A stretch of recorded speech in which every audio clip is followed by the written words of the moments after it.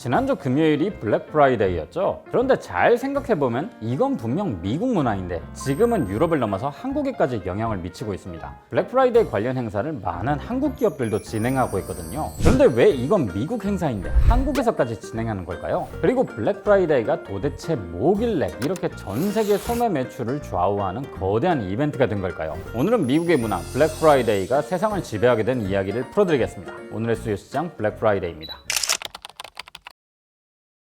사실 영미권에서 요일 앞에 블랙이 있으면 좋은 뜻이 아닙니다. 보통 좋지 않은 사건이 있을 때나 붙여요. 1929년에 월스트리트 대폭락을 블랙 튜즈데이, 87년에 대폭락을 블랙 먼데이라 부른 게 대표적이죠. 근데 왜 할인 행사가 벌어지는 날에 부정적인 의미의 블랙을 붙였을까요? 미국에는 추수감사절이 있습니다. 11월의 네 번째 목요일이죠. 원래는 가족들과 칠면조나 먹는 평범한 연휴였습니다. 크리스마스 전 마지막 휴일이라서 사람들이 쇼핑을 하기도 했지만 지금처럼 많지는 않았고요. 그런데 필라델피아에선 추수감사절 다음 날인 금요일과 토요일에 미 육군과 해군의 정기적인 미식 축구 대회가 이벤트로 자리매김하고 있었어요. 아무래도 육군과 해군이 붙는 경기라서 군인과 가족들 그리고 지역 주민들까지 즐기는 대형 이벤트가 됐죠. 그렇게 많은 사람들이 몰려드니까 지역 주민들과 놀러온 사람들에겐 축제였지만 필라델피아 경찰들에게는 최악의 날이었습니다. 공휴일 다음 금요일과 주말인데 교통 통제와 치안 유지로 인해서 근무 시간도 늘어나고 업무 강도도 빡빡해졌거든요. 그래서 경찰들이 이 날을 블랙 프라이데이라 불렀고 이게 확산돼서 이 날을 의미하는 용어로 자리 잡죠. 자, 그런데 80년대 들어서 기업들은 이 날의 진짜 가치를 발견합니다. 사람들도 많이 몰려들었는데 크리스마스 전 마지막 연휴라서 이때 쇼핑을 하거나 크리스마스 선물을 많이 사간다는 걸 알아차렸죠. 그래서 기업들은 이 시즌의 매출을 극대화할 방법을 찾기 시작했어요. 당시 미국은 월마트나 K마트 같은 대형 할인마트가 확산되던 시기고 할인이 소매 유통의 핵심이었던 시기라서 할인을 키 아이템으로 매출을 극대화하려고 했죠. 이때 사람들을 끌어들이려면 안 오던 사람들도 오게 만들 정도로 파격적인 할인이 필요했는데 어차피 미끼 상품을 만드는 거니까 신상품이 아닌 창고에 남은 재고를 활용했죠. 팔리지도 않고 보관 비용만 생기니까 충격적인 할인율로 재고 처분을 하려던 겁니다. 어차피 할인 소식에 사람들이 몰리면 다른 것도 사갈 테니까 그야말로 이득을 극대화하는 방법이 된 거예요. 거기다 소비자들도 물건을 싸게 사니까 결국 모두에게 이득이 되기도 했고요. 자, 이렇게 블랙 프라이데이식 할인이 엄청나게 효율적인 게 증명이 되자 이 문화는 금방 미국 전역으로 확산됩니다. 뉴스만 보면 블랙 프라이데이 오픈런과 사람들이 상품을 두고 철권을 하는 모습이 보인 것도 다 이런 이유에서죠.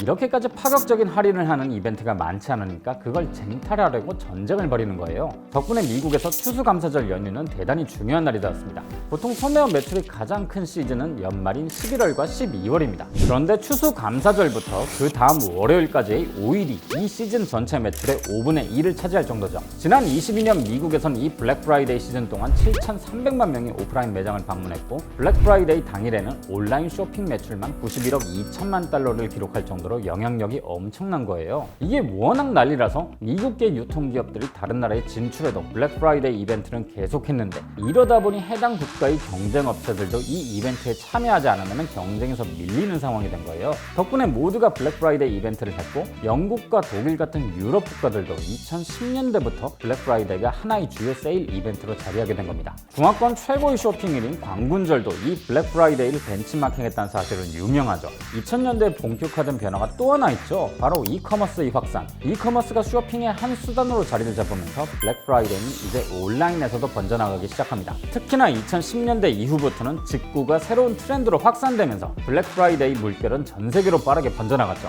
한국 사람들조차 이 시즌을 기다렸다가 아마존 같은 플랫폼에서 직구를 할 정도니까요. 바로 이런 수요 유출 현상을 그냥 지켜볼 수가 없어서 지난 2015년부터 정부 차원에서 코리아 블랙 프라이데이라는 컨셉으로 코리아 세일 페스타가 시행 중입니다. 이건 블랙 프라이데이가 얼마나 범세계적인 영향을 미치는지 잘 보여주는 사례죠. 하지만 블랙 프라이데이가 예전 같지 않아질 거란 말들이 돌고 있습니다. 쇼핑의 중심이 온라인으로 옮겨가고 있기 때문이죠. 블랙 프라이데이가 원래도 쇼핑 시즌이긴 했지만 사실 유명해진 건 파격적인 할인 덕분입니다. 그리고 이 파격적인 할인은 미국 오프라인 소매점들의 재고떨이에 기반한 것이죠. 하지만 아마존 같은 이커머스들은 재고 관리 역량이 오프라인 커머스 대비 훨씬 더 우월합니다. 그 말인즉 할인의 폭이 제한적일 수밖에 없는 것이죠. 물론 없는 것은 아니지만 오프라인에 비해서 상대적으로 덜하다는 겁니다. 여기서 발생하는 파생적인 문제가 할인율 눈속임입니다. 할인은 해야 하지만 할인의 여지가 적기 때문에 시즌 직전에만 정가를 조정해서 실제 가격에는 변화가 없지만 할인율은 높아 보이게 만드는 거죠. 또 소비자들은 블랙 프라이데이 때 돈을 쓰려고 그 이전에는 소비를 줄이는 경향이 있습니다. 그래서 쇼핑 비수기인 이 시즌에는 미리 명목 가격을 좀 올려놨다가 할인을 적용하는 거예요. 실제로 블랙 프라이데이가 규모로 보면 가장 큰 세일 시즌이지만 그게 가장 저렴하게 판다는 뜻은 아닙니다. 할인의 폭은 판매자의 사정에 따라 결정되고 그게 블랙 프라이데이와 일치하진 않거든요. 결국 소비자는 사실상 통상적인 할인 가격에 물건을 사는 거죠. 소비자들 중에서 블랙 프라이데이를 기피하는 사람들도 늘고 있습니다. 가격 민감도가 높지 않은 소비자들은 세일 기간의 번잡함을 피해서 상품을 구매할 가능성이 높습니다. 막상 블랙 프라이데이 시즌에는 가격 민감도가 높아서 평소에 물건을 잘 구매하지 않는 사람들이 몰려들고요.